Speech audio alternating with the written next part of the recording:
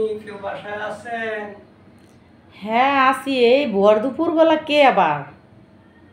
মাজননি কয়টা সাহায্য করবেন? আচ্ছা আচ্ছা, ওইখানে ওয়েট করেন। আসলে আমার তো একটু হাত বিজি আছে। আসেন ভিতরে আসেন।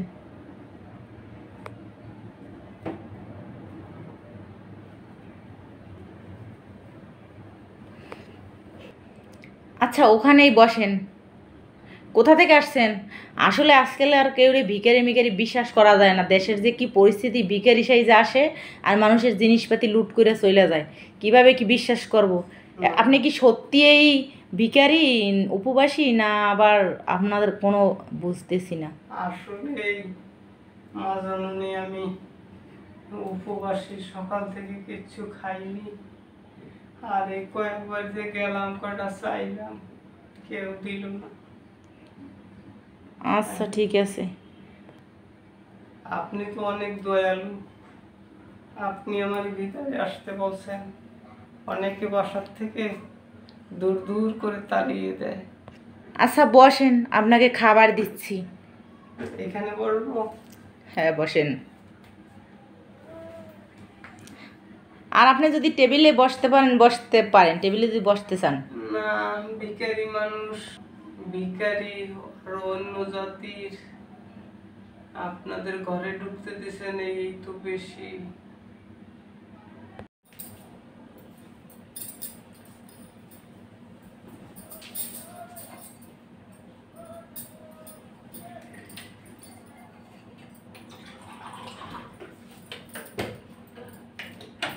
নেন জল খান।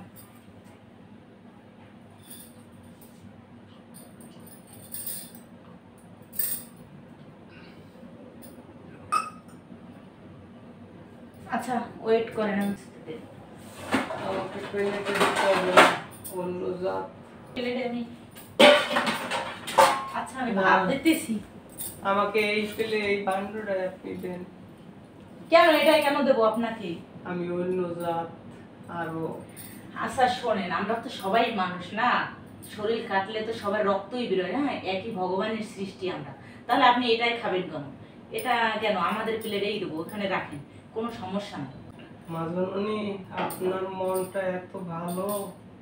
এই বেশি সহজ সরল যারা, এদের এই ঠক দিয়া টাক দিয়া ঘরে লাস্টে ডাকাতি কইরা এইটা সেইটা কইরা এরকমের মন মানসিকতার মানুষ আজকাল পাওয়া যায় না।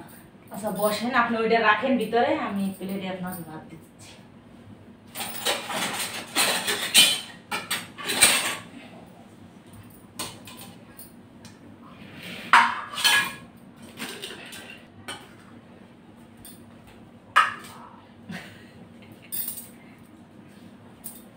নেন হাত।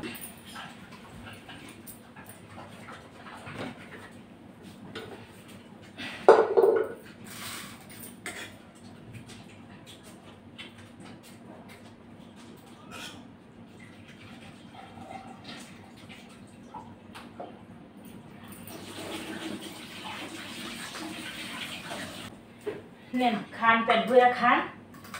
কতদিন খান না? 7 দিন? না রে মাজননি, এত সুন্দর ভাত কতদিন খাই না। খান খান, পেট ভরে খান। খান আঙ্কেল, পেট ভরে খান। পেট ভরে খাইয়া যদি এরকম ক্ষুধার্ত থাকেন, মাঝে মাঝে আইসা খাইয়ে দেবেন, কোনো সমস্যা নেই। আজকে আমাদের নিরামিষ, হ্যাঁ, মাছ নেই। এমন দিনে আপনি আসলেন, নিরামিষ খেতে হবে। আর দেবো? না, পেট ভরে খাইয়েন।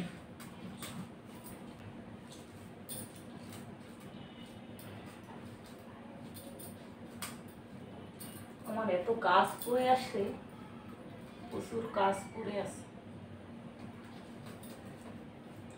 আপনার বাড়িতে আছে কে কে? ছেলে মেয়ে নাই? আমার একটা ছেলে। বিয়ে করে যার যার মতো সেই আছে? যার যে বিয়ে কইরা আলাদা আলাদা থাকে। কি করে ছেলে? ছেলে একটা গার্মেন্টসে চাকরি করে। তো আপনারা দেখে না, খাবার পরন দেয় না? না, ওর বউটা ভালো না, ওর বউটা ভালো হইলে প্রতিটা ঘরে ঘরেই একই সমস্যা, বাবা মা বেশি হয়ে যায়। বউয়ের বাবার বাড়ির আত্মীয় স্বজন আসবে ঠিক আছে, কিন্তু বাবা মা যখন আসে তখন বেশি হয়ে যায়।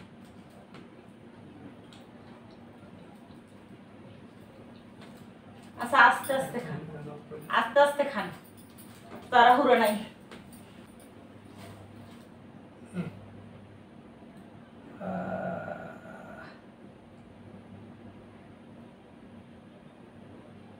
এত বড় লম্বা কি কি চুল কি?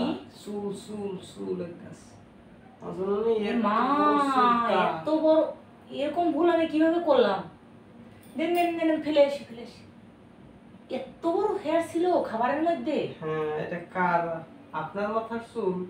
হ্যাঁ হ্যাঁ, আমার মাথারই। আপনার মাথা এত লম্বা চুল আচ্ছা খাবার ফেলে দিয়ে আসি, নতুন করে খাবার দিই। না, সমস্যা নাই, এইটাই খাইয়ে নিই। খুব ভালোবাসি, চুলকে আমি খুব ভালোবাসি। কোনো সমস্যা? এত বড় ভুল আমি কিভাবে করলাম? হ্যাঁ, এই না না না, আমি ফেলে আসি না, ফেলে দিয়ে আসি। না না না, এরকম চুল শুনুন, কিভাবে পড়লো? আসলে অনেক খেয়াল করেই তো কাজ করি। হাতের থালায় যদি চুল পাওয়া যায়, সে এক সময় ধনীবান বা অর্থ সম্পদশালী হয়। এটা আপনাদের ভিতরে আছে কিনা জানি না, তবে আমাদের ভিতরে এই ধরনের কিছু আছে। যদি খাদ্যর ভিতরে চুল পাওয়া যায়, তাহলে সে ধনীবান বা অর্থ সম্পদশালী হয়। এই গড, তুমি এর অনেক বড় লোক কইরা দিও, আর এর ধন সম্পদে ভরপুর কইরা দিও। আজ 3 দিন পরে কয়টা ভাত খাইলাম এবং ঘরে ঢুকাইয়া সুন্দর মতন অতিথি আপ্যায়নের মতন আপ্যায়ন করলো। মন থেকে মনে হয় কি সে যেন আমি একজন তার ঘরেরই লোক। মা জননী, কোথায় গেলেন? এই তো একটু ঘরে কাজ ছিল। আপনি আমার মেয়ের মতন, যদি কিছু মনে না করেন, তাই আপনার আমি ভাতের ভিতরে এত বড় একটা চুল পাইছি। হ্যাঁ, এটা আমার মাথারই চুল। তাই আপনার চুলটা একটু খুলবেন, আমি একটু দেখতে পারি? আচ্ছা ঠিক আছে, দেখেন, সমস্যা নেই। দেখতে তো আর টাকা লাগে না, তাই না? এই যে। আপনি আমার মেয়ের মতন, আপনার চুলটা একটু ধরতে দিবেন যদি অনুমতি পাইতাম? আচ্ছা ঠিক আছে, ধরেন।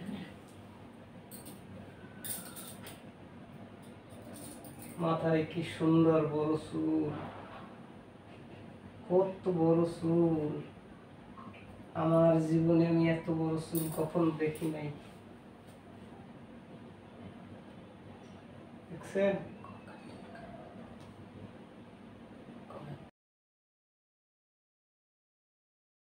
একেবারে মা দুর্গার মতন চুল আপনার মাথায়।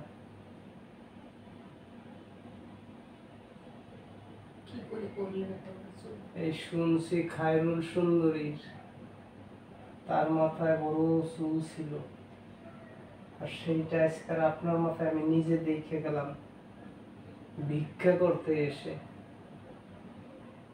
হ্যাঁ, কত বড় চুল আপনার!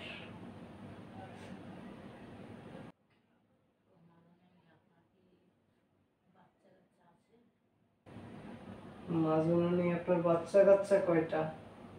একটা একটা মেয়ে আছে। কোথায় আছে? সেখানে কোথায়? এই তো বাইরে খেলতেছে। বাইরে খেলতে গেছে? হ্যাঁ, আর বাবাজি কি করে? ওর একটা ব্যবসা করে। ব্যবসা করে? ভালো। কিসের ব্যবসা করে?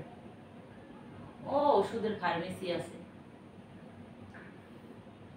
তাকে নিয়ে তাহলে আপনি আমাদের বাসায় একদিন যাবেন, আপনার সপরিবারে।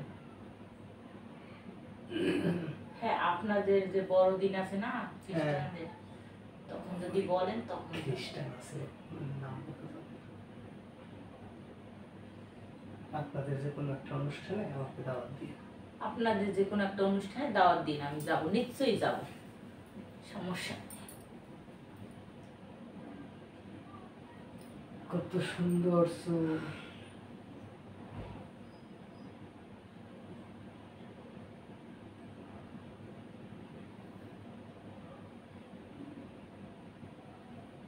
কখন শ্যাম্পু করছেন? এই তো আজকে সকালেই করলাম। সেই সুন্দর ঘ্রাণ শ্যাম্পুটা।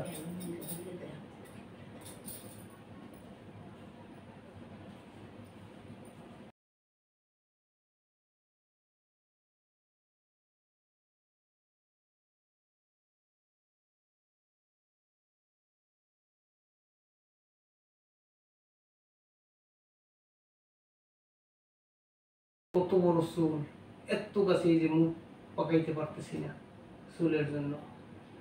এত চুল আপনি সামলান কি করে? এটা আমার অভ্যাস হয়ে গেছে, এটা একটা আমার রুটিনের মতো হয়ে গেছে। চুল সামলান রুটিনের মতন হয়েছে? হ্যাঁ, মানে প্রতিদিন রুটিনে যেরকম একটা কাজ থাকে না, আমি চুলটাও আর কি এভাবে আমি রুটিনের মাঝেই ফেলছি যে আমি চুলের যত্ন এভাবে করবো।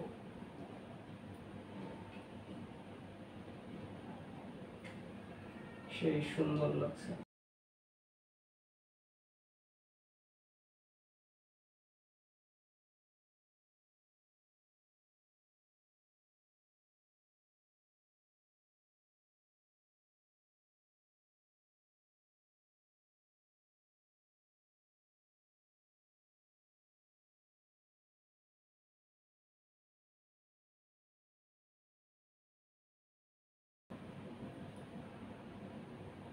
তাহলে আমাদের একটা অনুষ্ঠানে আপনাকে সপরিবারে দাওয়াত দেব, যাবেন তো? অবশ্যই যাবো, যাবো না কেন? সবাই আপনার মনটা কত ভালো, আমি অপরিচিত মানুষ, খেতে দিলেন, বসতে দিলেন, আবার চুল ধরতে দিলেন। এই যে আমাকে চিনেন না, জানেন না আমার বাড়ি ঘর আছে কিনা, কিন্তু আপনার মনটা কত বড়। আপনাকে দাওয়াত দিলাম যে আমাদের যে কোনো একটা অনুষ্ঠানে আপনি যাবেন কিনা। আপনি বললেন কি হ্যাঁ। আমাকে বললেন আমার পরিবার সমেত আপনাদের বাসায় বেড়াতে যাব। আপনারা গেলে আমরা কি বসতে দিতে পারবো কি পারবো না। অনেকে এই ধরনের অফার দিলে তো বলতো না না, কি ছোট জাতের বাসায় বেড়াতে যাব। হ্যাঁ, আপনার মনটা অনেক বড়, খুবই ভালো।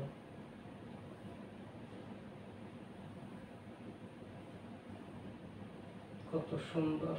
আমি সবসময় এই কথাই ভাবি যে আমরা তো সবাই মানুষ, তাই না?